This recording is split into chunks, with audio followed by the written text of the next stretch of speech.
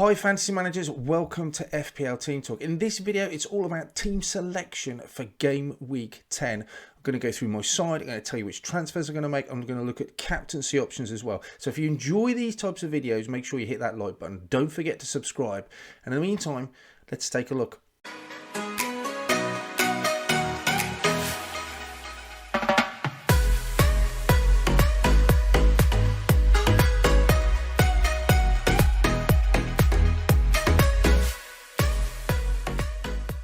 We have how I finished game week 9. I did wildcard in game week 9 and I finished with 103 points. So really pleased with that. Went from something like 2.2 million to inside the top million now. So I'm really pleased about that. But what a reminder it was about just fine margins. If you stuck around a million or 2 million mark, it just takes one or two slight decisions and just what a massive boost of rank. Foden just made a huge difference. I was very close to bringing Cancelo in, keeping Cancelo, having KDB in midfield, and then in the last minute kind of got the vibe to bring Trent in with his future fixtures. That didn't really pan out, but then Foden coming in just nailed it, and that just made a huge difference. He brought my rank up something like 20%. Him alone just made a huge difference. No questions about bringing Maddison or Haaland in. So all in all, really pleased to be inside the top million for the first time. Let's have a look now at how my side lines up then for game week 10. Pope, happy to have him in goal. 5.3. Not the tightest defence. They've had some tough fixtures. But yeah, I'm happy to keep him. He's got Brentford, Everton, Villa at home, some decent fixtures. Because I went for Everson just to save some money, there was possibility of him starting instead of Ward. That doesn't look very likely now. Ward's kept a clean sheet and Leicester won. So I'm not going to be able to dovetail between him and Pope. You know what? I'm just going to stick with Pope. I'm not going to mess around. He just is set and forget. He's going to play all those games for Newcastle. And then I've got Trippier as well. So it doesn't mean I might have to double up on occasions. He's gone up in price, but he looks great in terms of his XGI 0.25. Right up there with the best of him for a very fraction of the price. So happy to keep Trippier. Alongside him, I think Walker brought him in, cheapest player to bring into that Man City defence, nailed on. And we get rumours that he could possibly be out up until, he's a doubt for the World Cup. So for the next 5-6 weeks, he's going to be out of action. So that was a real blow. Thrilled that Man City conceded, if I'm honest, because he wasn't on the pitch and it just kind of wrecked Cancelo's clean sheet, so that helped me no end. But I've got a decision now to make about Kyle Walker because I definitely want a Man City player in this side. Reece James, brilliantly attacking returns again. Always hasn't done it in the league for the last 3 or 4 games. Champions League, different matter. Got assist, goal, clean sheet, anything like that in the next 2 fixtures. Wolves and Villa, and even Brentford away looks nice. So absolutely, for his attacking returns, just absolutely happy to have him nailed on in that side. He looks really good. Alongside him, another quite interesting one was Kurt Zouma. Brought him in, his West Ham fixtures look good. He rewarded me with a clean sheet against Wolves. He's got Fulham again, rested in midweek for Europe. So that looks useful. Attacking returns, just non-existent. If we get clean sheets off Zouma, it'll be great. Did go through a phase of scoring Chelsea and Everton. There was a theory maybe that now West Ham hit Dawson for corners and set pieces. That's taken away from Zuma's attacking threat. Have to wait and see. Anything else from him other than clean sheets, a real bonus for us. And then Trent, who disappointing performance against Brighton. Without that Brighton clean sheet, and I was banking on it, his next 2 fixtures look poor. I will definitely want to keep him for game week 12, 13, 14, 15 and 16. So there's going to be a time when I'm going to want those Liverpool defenders. I think I'm just going to carry him through. I don't want to get rid of him and then bring him back. There is a decision to be made and conversation to have around him. I think 7.3 is expensive. I think I'm just going to have to live with him. Could he keep a clean sheet against Arsenal? I'll be very surprised, but he could definitely do it. So again, any tackling returns, possibly with Trent, you know. But he has been disappointing, let's face it, this season. But I do want Liverpool players, and I do think I'm going to want Trent come game week 12. So for the time being, I'm just going to keep hold of him. In midfield, he was benched last game, but he comes in for this one. Zaha, already gone up in price.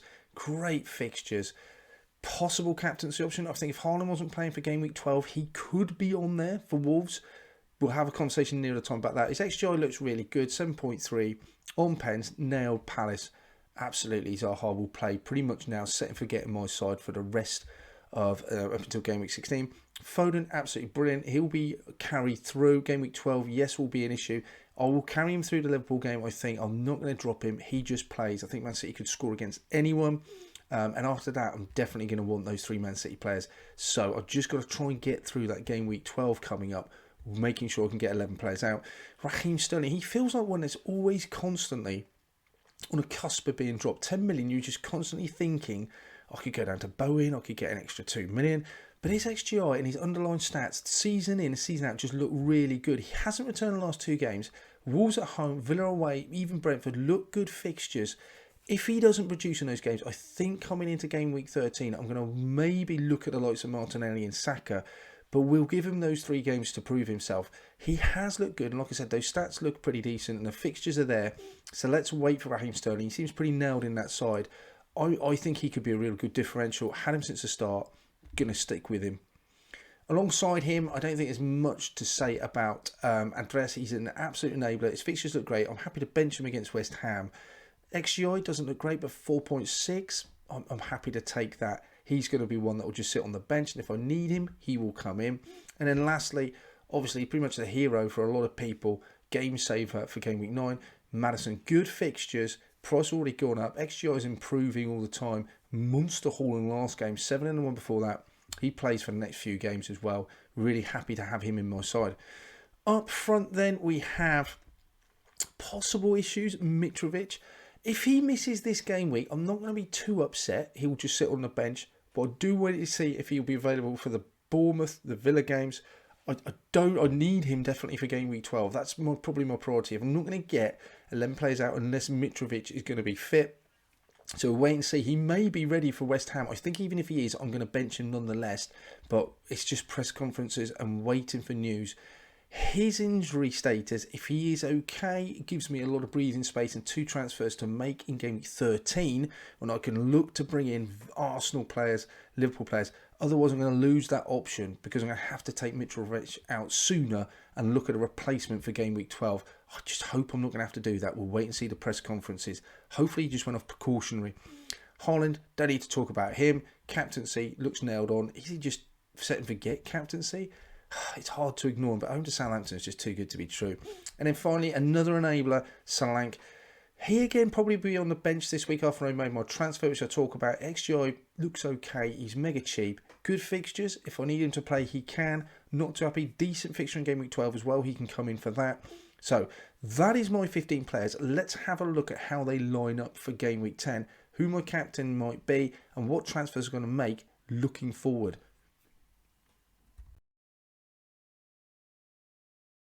So these are my 15 players for game week 10. I've got 1 transfer because I wildcarded the week before.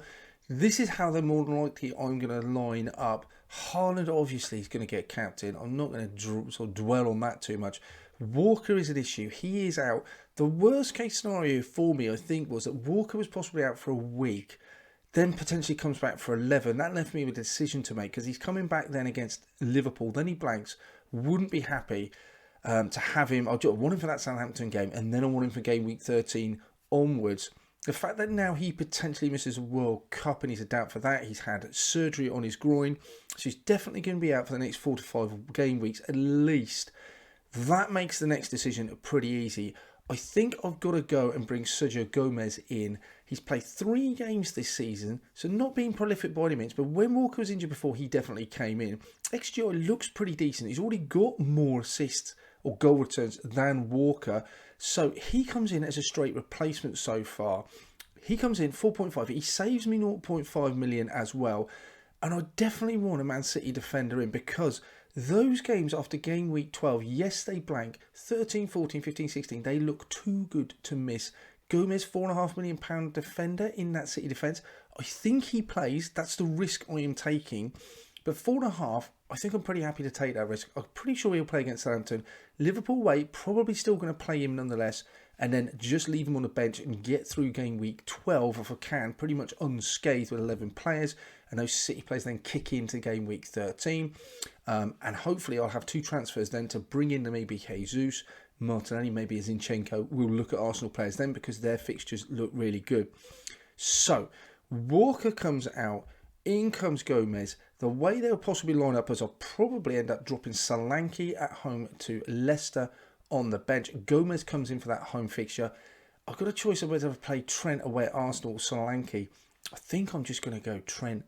I think worst case scenario, they concede, he still gets me 2 points, possibly an attacking return. You can definitely see Liverpool scoring. There is a chance of a clean sheet. You never know. Liverpool haven't suddenly become this terrible side. So Trent definitely, I think, will be picked over Solanke and Andreas. Also gives me a bit more money in the bank, moving to Gomez, 99.3. So I've got a little bit more to play with then. Moving forward then, game week 11, it looks tough because we've got Man City versus Liverpool and Newcastle. I've got Man U away. So there's some tricky fixtures. Not really looking forward to game week 11. But by all means, I'm just going to just hold that transfer for game week 12, in which we have Man City blanking, Arsenal blanking. I'll have 2 transfers. I could look to take Zuma out and bring in a more favourable fixture. I could look to bring a Liverpool player in at this point. Maybe Sterling might be the one that makes way. I could move from a Maddison or someone like that. I've got Mitrovic, maybe to go to someone like a Firmino. I've got lots of choices to make at that point. But after game week 13, going into game week 13, I'm definitely going to want 2 transfers because I'm definitely going to want some Arsenal players in there. I've got a little bit of time. But the other thing is, you never know who's going to get injured in the meantime. But game week 12 is the one which I need to work and make sure that I can get through. That feels like the longer term plan. When I hit game week 13, I've still got those 3 City players I can bring in, keeping Trent moving forward as well, and keep bringing 2 Arsenal players. I think my side looks in a really happy place when it gets to there. Any green arrows in the meantime look good, and the fixtures this week look pretty favourable as well. So that's how my side and my transfer plans are laid out for the next few weeks. That's it for this one then, guys. Let me know in the comments below what you think of my transfers. What transfers are you going to make for game week 10, if any? We'll come back at you in game week 11. It's a quick turnaround. We'll have a team selection, review of game week 10, watch list, all that good stuff. In the meantime, I hope you have a great game week 10, and I shall speak to you soon.